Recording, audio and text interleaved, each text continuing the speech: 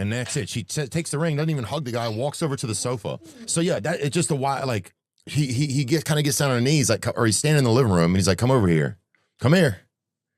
I mean, that's not a way to start. Come here, come here. You know, like you're fucking Mortal Kombat. Like, and then here's the craziest part. She goes, "You gonna fart?" Like that's where, you know, and that's almost beautiful, I guess, in a way, because it's like that. If been up and down over the years, but it just came to a point where I guess she got bored or tired, or I don't know, because she just lost interest in me, and we recently decided to not split, but just like take a break, and I left the apartment that we lived in for a little bit to go be with my family just for like a month or two, just to take some time apart. And I just received a text a week ago that she ended up getting pregnant by another guy. Oof. And it just hurts. I just don't know what to do. I don't know who to tell. I don't know. Well, thanks for letting us know what's going on, brother. Yeah, if you leave your apartment for a month or something, and somebody and your ex or your girl gets pregnant, that's a tough thing. And that's wild. You know, if I'm real honest with you, when you talked about the build up to you guys' relationship, you said that, you know, she helped you get through addiction. She helped you with this, and she kind of helped solve all your problems, and you guys moved in together. It felt like to me that you were putting way too many candles on the altar of her for y'all's, for your well-being. You know, like she's the reason for all of these things, as opposed to you're the reason for some of them. Or you guys' union, I think, can be a catalyst for more positivity. But to put that much energy where it's like she was the reason everything got better, and I left my family to be with her, it just that feels like it's a lot. It felt like a lot of pressure, which is okay, bro. I mean, I definitely, yeah, I had, like, when I was in a relationship, it would be like this girl was almost like, you know, it'd be like a girlfriend, but also like times she was like my mother. It was just like there was all this weird other energy that I was attaching that I didn't know it to the relationship I was in.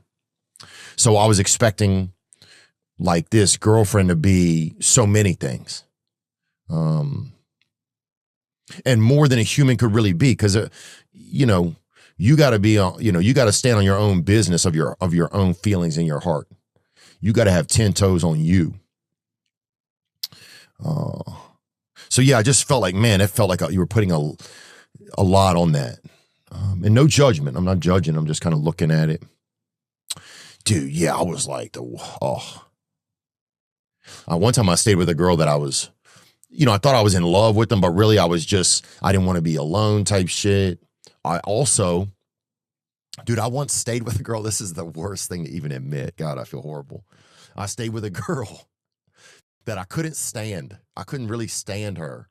I loved her also, though, at the same time. And that's how love works. You know what I'm saying? Love, I'll give you a bouquet of flowers, but it'll have a knife in the middle of it. You know, that's just how love is, kind of.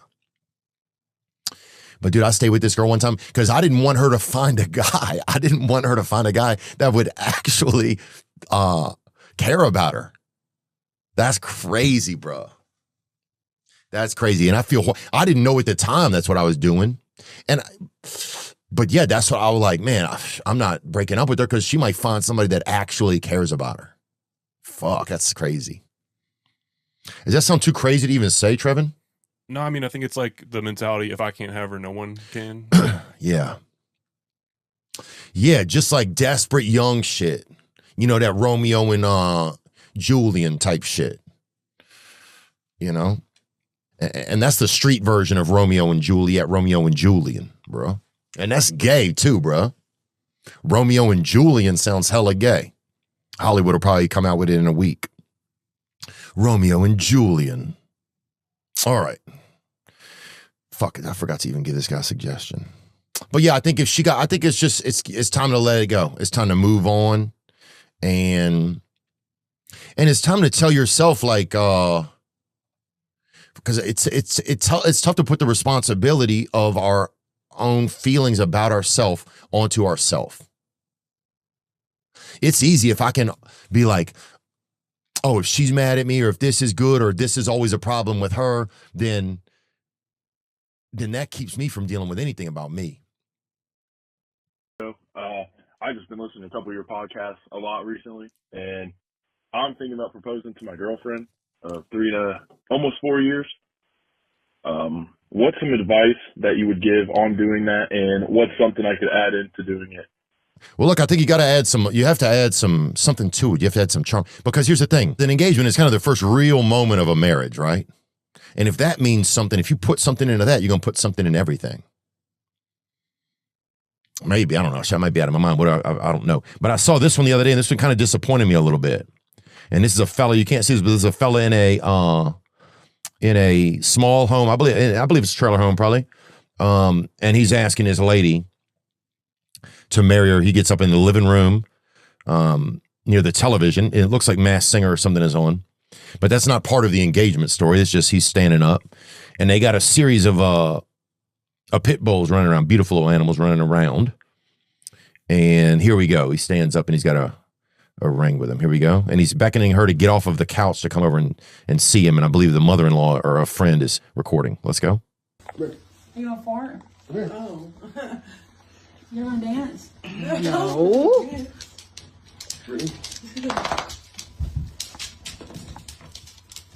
Baby? Yeah.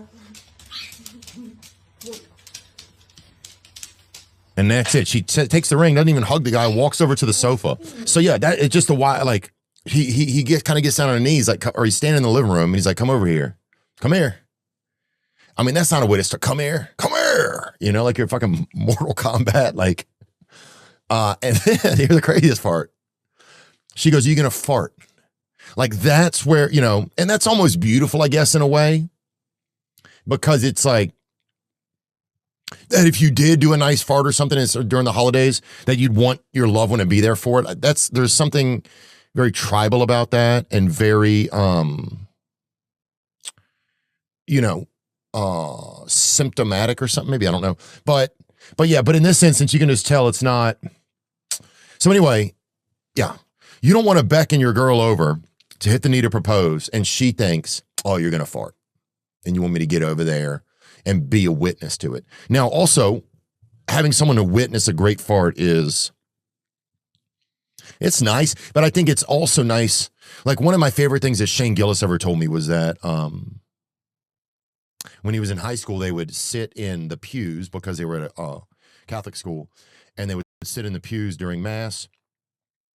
And every now and then somebody would just rip a butt wrangler off of the wooden pews and during complete silence when all your friends were in there. And it would just be, I still laugh at that sometimes when I'm walking around. So yeah, there's different degrees of handling that, but you want to do something nice. You want to do something that means something. So yeah. So just being creative, be creative. Get creative, make something, and it can be silly. It can be kind of ridiculous. It could be a scavenger hunt. It could be maybe you feed the ring to an animal. Maybe you guys like to hunt, right? So you hide the ring in some feed for an animal. The animal eats it. Then you guys go out hunt the animal. You get the animal butchered or whatever, and then you guys you make the meal, bam, is venison or something. You crack it open. And yeah, will you marry me? And then, there's different ways to do it. But that's it. I just think make it mean something, man. And whatever that means to her as well. Like, what would make her think it's nice? What would mean something? You know, just don't let it be a fart, bro. Thought it'd be a fun thing to take my wife to a rage room, and we went out for dinner first, and everything was good. We wasn't arguing or anything, and we went in this rage room. Hell, she started beating the piss out of me, and really pissed me off. I don't know why she done it, but kind of turned me on. I wanted to swing back, but she had a bat in her hand, and that didn't look too fun. But it would have been kind of hard to fight her when I was bricked up, you know. But we went home, and had a quiet ride home. As soon as we got home, I was so bricked up. I just ended up just plowing that thing, you know, like, you know what I mean? Oh, yeah, 40 acres and a mule, I was baby. just wondering your advice on that. I don't even know what brought it on. But Well, look, there's something. If you watch a woman beat the shit out of a damn Honda Civic or whatever and break all the windows and headlights out of that bitch with a baseball bat, and you don't get erect, then you some kind of little hoe. I mean, shit like that turned me on, dude.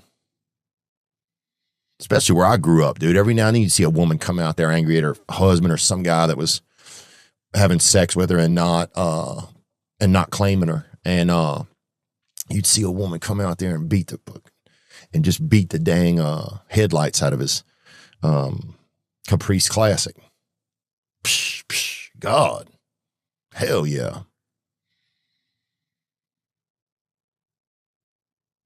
No, man, there's nothing wrong with getting erect if you see a woman beating the shit out of something with a bat. I mean, that's why I love the whole movie of League of Their Own. That's what the whole movie is. So there's nothing wrong with that. God, yeah. Now, you're also lucky. I can't keep an erection around broken glass. Cannot do it. Dude, if my wiener hears a window shatter within probably 80 yards, that thing just punxsutawney fills right into my nuts, baby. That thing won't be out. That thing just saw its shadow, dog. 8 more weeks of winter down. Yeah. But God, yeah, I used to love that type of shit. In our neighborhood, this lady used to make me go sit in her car with her. And she'd be all drunk drinking daiquiris. Miss Carol, that was her name. She'd be drinking daiquiris over there. And she would just tell me she wished I was old enough to drive. I wish you were old enough to drive. I'd let you drive me somewheres. God, I was so fucking erect. I couldn't even, my fucking scoliosis was cured. I was just like, oh, God.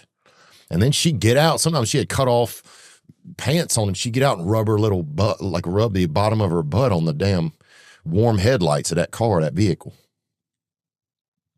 That's back when headlights used to get warm. Them bitches used to get warm. And she'd just be bending over, kind of drinking that daiquiri and rubbing her little tail on that warm light. Wish you could drive me. Like, yeah, damn, brother, hell yeah. God, I didn't have enough blood flow in my eyes at that moment. I just had so much erection going on. I didn't even have any blood in my eyes to keep me active. I could barely see. It's like my damn brother. He had to come over and rub some of his water in my eyes. It must be a family optical disease that we got in certain moments. But God is good, brother. At least you have a wife. At least y'all are going out and doing something.